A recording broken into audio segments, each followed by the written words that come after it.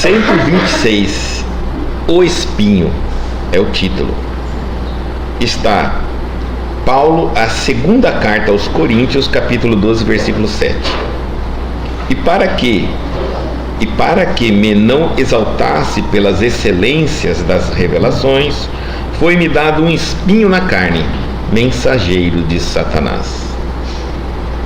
Então até ele carregava o seu espinho.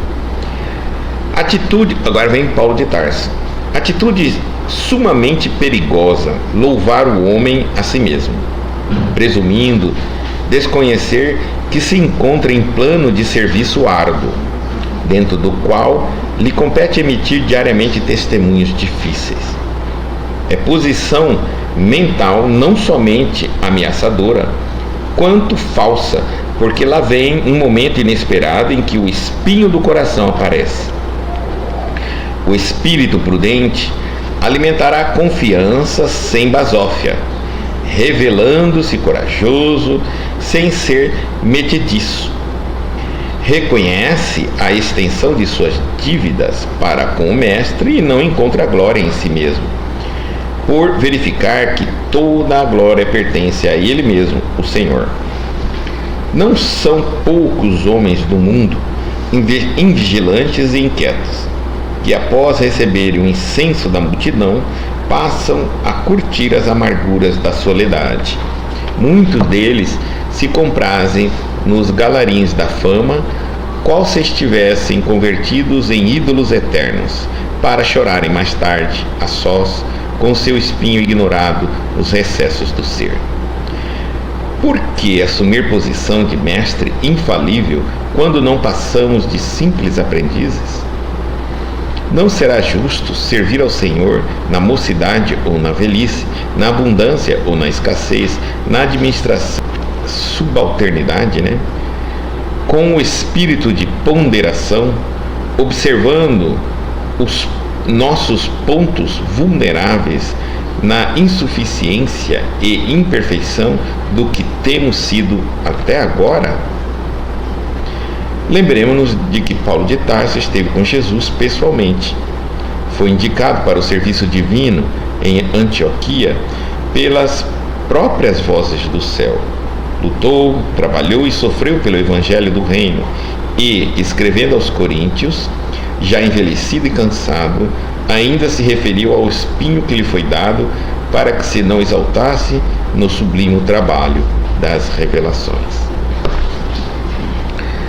Aqui a lição está falando sobre essa vaidade que os homens podem, que os discípulos podem atrair para si mesmos, se auto-envaidecerem durante a sua missão de auxílio ao próximo. Então vamos lá. 126, espinho. E Paulo fala aqui, e para que me não exaltasse pelas excelências das revelações, e para que ele não se tornasse arrogante, vaidoso pela qualidade das revelações que ele fazia, foi-me dado um espinho na carne, mensageiro de Satanás. A atitude, vamos agora ler e explicar, comentá-la. Atitude sumamente perigosa, louvar o homem a si mesmo.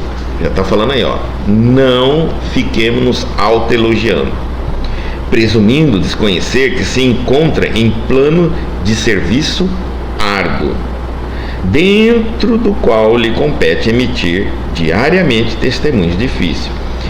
Nós temos que saber que nós estamos num momento, a vida nossa é trabalho difícil, é um momento de trabalho muito difícil, e estamos emitindo diariamente testemunhos difíceis. Então, se autogloriar, se auto-envaidecer é muito arriscado. Aí ele diz assim, é posição mental não somente ameaçadora quanto falsa, porque lá vem um momento inesperado em que o espinho do coração aparece. É uma ilusão quem faz isso, quem se auto-envaidecer, quem se achar infalível, quem se achar intocável, porque uma hora ou outra, esse espinho do coração, esse problema que todos nós carregamos insolúvel ainda na fase da nossa evolução. Cada um tem o seu, no mínimo um. A maioria de nós tem uma grande quantidade de espinhos. Então, quem se conhece sabe muito bem que não tem nem porquê se envaidecer. E em um momento ou outro inesperado, esse espinho pode aparecer. E quando isso acontece, é ótimo, porque caso o dono do coração não tenha se lembrado desse espinho, ele passa a se lembrar. E quem sabe diminuir a arrogância dele. Então ela acaba sendo algo muito bom, porque alerta o dono desse coração que ele não é perfeito ainda. O discípulo prudente alimentará a confiança sem basóvia, ou seja, sem arrogância.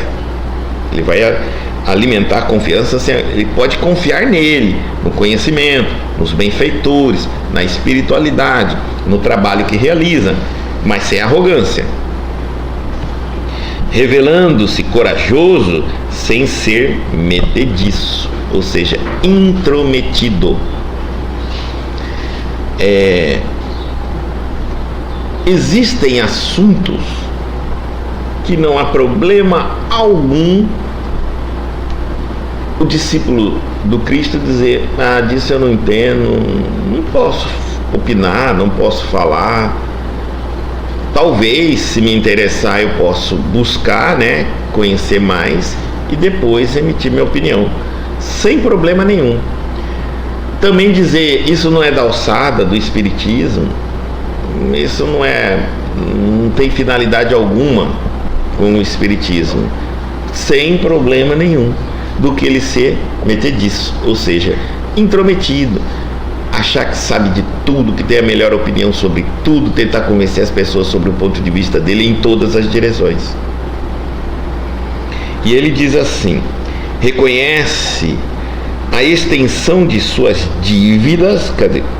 Um bom discípulo deve reconhecer a extensão das suas dívidas para com o mestre e não encontra glória em si mesmo, por verificar que toda a glória pertence a Ele mesmo, o Senhor, o Cristo. Ou seja, até a nossa elevação espiritual, a nossa evolução espiritual, a nossa melhoria, advindo da reforma íntima que começamos a praticar, advindo do conhecimento que começamos a estudar, pertence ao Cristo, porque Ele é o nosso mestre, foi Ele que nos orientou. Então esse resultado, parte é do Cristo. Se não tivesse nos orientado, nos deixado o caminho, nos dado a direção, nós não teríamos conseguido sozinhos. E a outra parte vem do nosso esforço. Mas saber que éramos cegos, ainda continuamos bastante cegos, e que sem a luz do nosso mestre jamais alcançaríamos qualquer pontuação de evolução. Não são poucos homens do mundo invigilantes e inquietos, que após receber o incenso da multidão, o aplauso da multidão, ou a aceitação da multidão, passam a curtir as amarguras da soledade, da solidão. Muitos deles se comprazem nos galarins da fama, ou seja, no topo da fama, no ápice da fama. E ainda mais, o galarins, eu posso dizer que ele é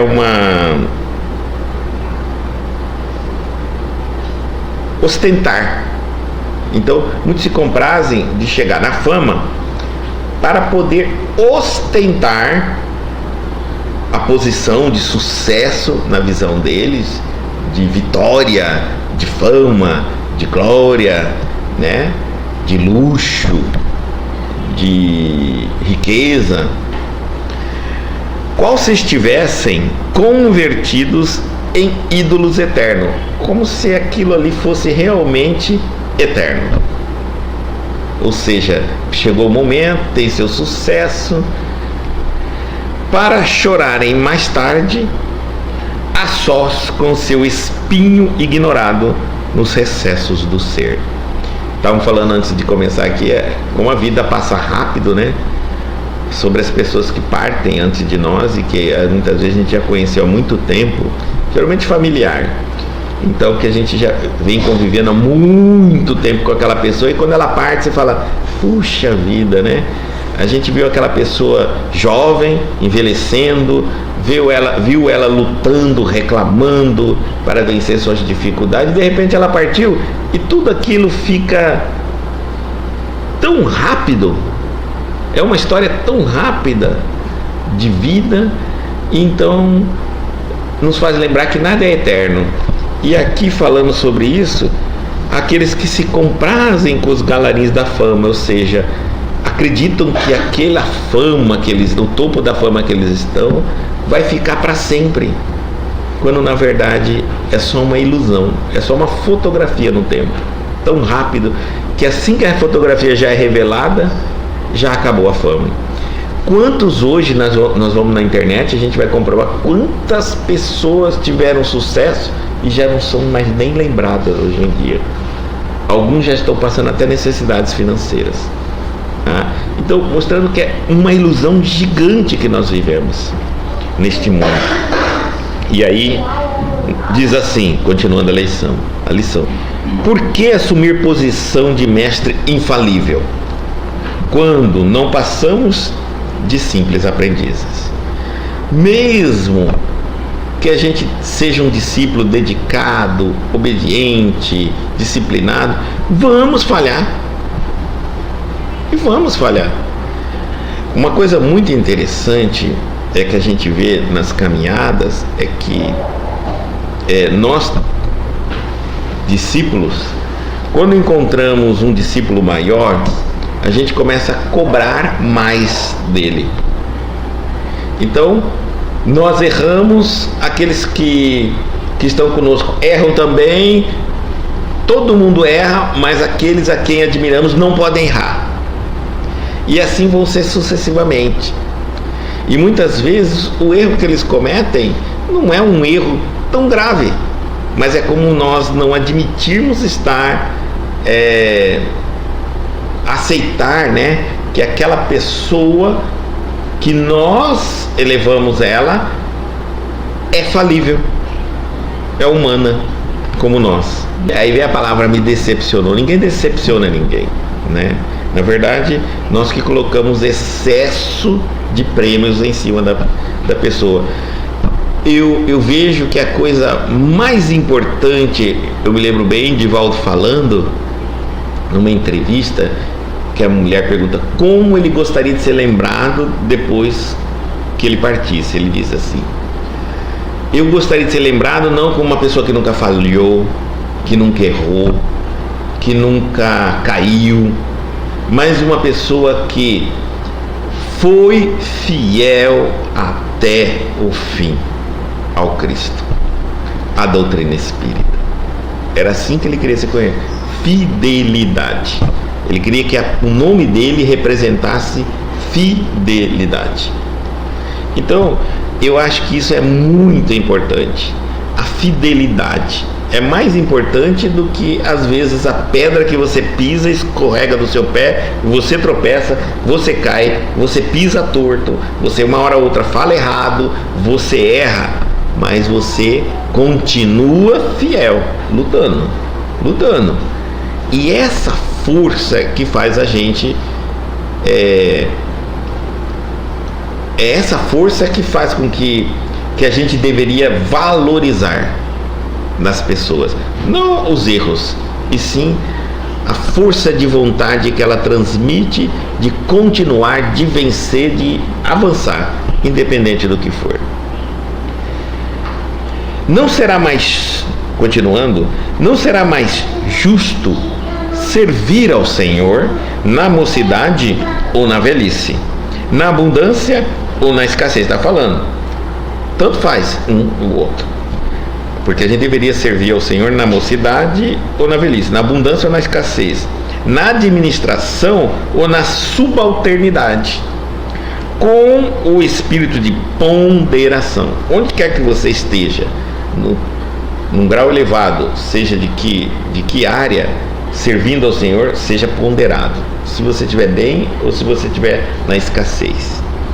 Observando os nossos pontos vulneráveis. Aqui, atenção redobrada aos nossos pontos vulneráveis, aos nossos pontos falíveis, a nossa tendência, a nossa inclinação de errar, na insuficiência e imperfeição do que temos sido até agora. Ele está dizendo assim: não será mais justo servir, ou seja, nem desistir de servir a Deus, porque a gente diz assim: não estou preparado, não sou perfeito, ainda erro muito para tentar auxiliar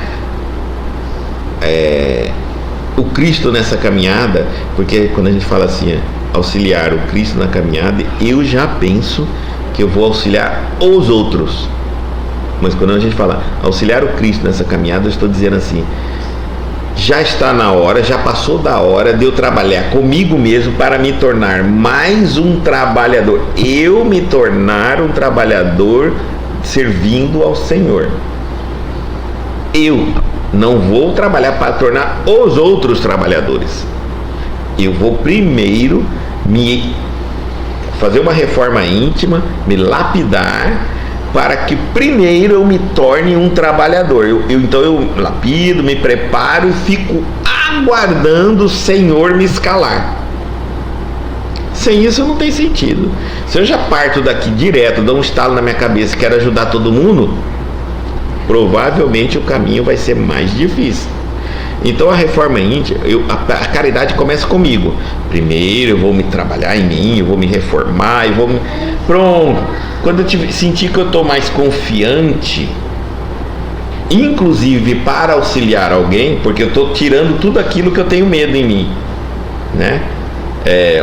Insegurança, eu vou estudar, eu vou preparar-me no amor, eu vou fechar as portas que estão abertas do meu coração, da minha mente, para que o mal não entre, né?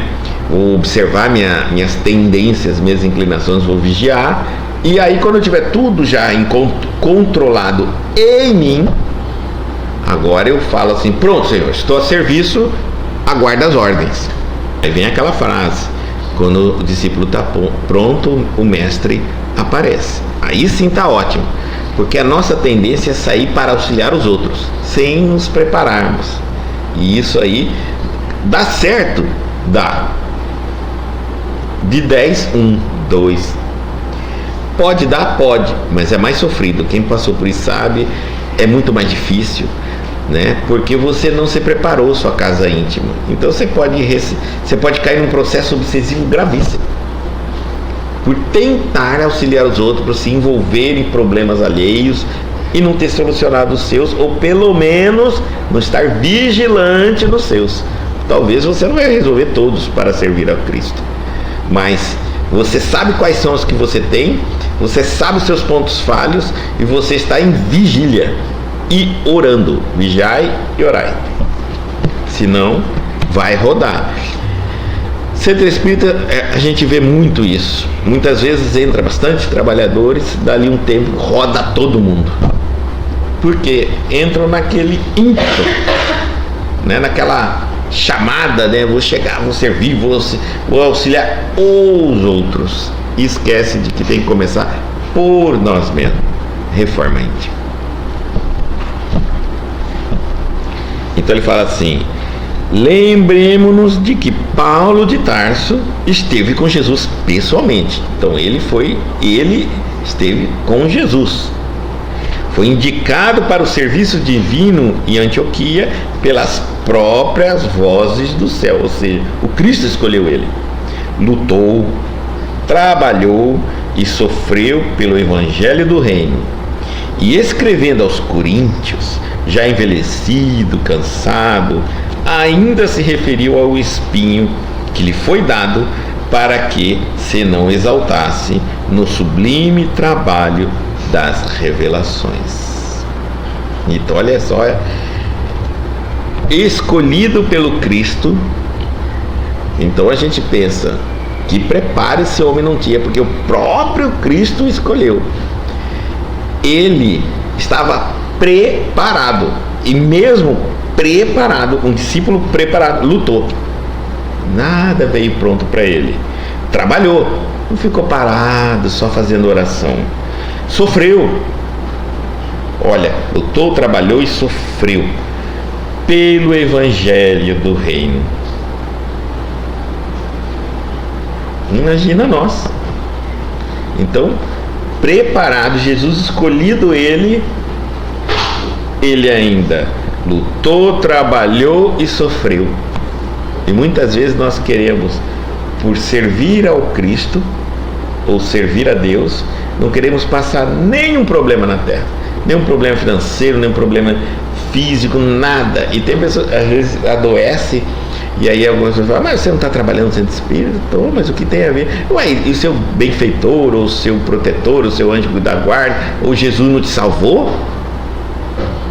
Olha, se nem Paulo de Tarso, escolhido por Jesus pessoalmente, foi salvo de nada, quanto mais nós, né? Lutou, trabalhou e sofreu pelo evangelho no reino. E escrevendo, ele diz assim, ó, ele já estava envelhecido, envelheceu, cansou, e referiu ainda ao espinho que lhe foi dado. Tá vendo? Ele tinha um preparo, tinha um potencial, né? Ele era um espírito que veio com, digamos, essa missão de auxiliar o Cristo e ficou perdido por um tempo, confundindo Jesus com Moisés. Quando então Jesus relembra ele nos seus contatos, ele fala, estava errado, enganei-me, não era Moisés que eu deveria servir, é o Cristo, e transforma todo aquele potencial. Mas como ele havia aprendido todas as leis de Moisés, ele era um homem vaidoso, duro, rígido, né? Só que agora ele teria que aprender os ensinamentos do Cristo, que é completamente diferente de Moisés. Aí ele teria que se tornar submisso, não podia ser orgulhoso, tinha que se tornar dócil, ele era mais violento. Então era completamente oposto. Então ele foi uma conversão de um mosaico para um cristão fantástico, tá? Fantástico. Não conhecemos ninguém na história. E bem próximo de nós, como a Janete falou, um homem de vaidade, de orgulho, né? Cheio de sonhos terrenos. Não era um homem que pensava um dia seguir o Cristo, não, jamais. E aí de repente ele se encontra numa missão dessa, né? Isso faz a sua missão. E aí ele fala assim, ó, uma coisa muito interessante, que ele diz assim, ó: foi-lhe dado para que não exaltasse no sublime trabalho das revelações. Aqui ele fala assim, mensageiro de Satanás. Vamos lá, vamos entender isso aqui. Nós sabemos que Satanás é a ação do mal, o diabo é o mau pensamento e Satanás é a ação do mal. Então quando ele fala assim, e para que me não exaltasse pelas excelências da revelação, pelo aquilo que eu falo, né, foi-me dado um espinho na carne, mensageiro de Satanás. Se é uma ação, Satanás é ação, então Paulo de Tarso cometeu uma ação, que é esta ação que ele fica lembrando na cabeça dele. Esse ato que ele fez marcou ele profundamente. Então esta atitude é o mensageiro, a lembrança dele é o mensageiro, um espinho no coração dele. Imagina, eu fico pensando ele lembrar de estar apedrejando o cunhado, quem seria o cunhado dele, porque ele namorava, né, de Abigail, que era irmã de Estevão. E agora ele vê que aquele homem que ele assassinou era o homem que estava com a verdade, e que agora ele teria que passar por lado de toda a crença daquele homem que ele assassinou e condenou. Então, isso é um espinho terrível. Culpa. Mensageiro do Satanás, de uma ação errada, exagerada, precipitada, equivocada. Quem de nós não tem um espinho no coração? Quem de nós não tem algo para se lembrar de algo que fez e não deveria ter feito? Né? Então, quem de nós não tem isso? Todos nós temos, mas nem por isso ele deixou de caminhar. Nem por isso ele não foi escolhido pelo Cristo. Mesmo assim, ele foi escolhido pelo Cristo. E olha, que poderia ter dito assim: nossa, aquele homem que ajudou a matar o seu cunhado. Para você ver que ele era um espírito preparado, mas estava totalmente equivocado. Muitas ações eu acredito que ele trazia na mente dele como culpa, né? Por ter cometido muitos erros em função de estar acreditando num caminho diferente do Cristo.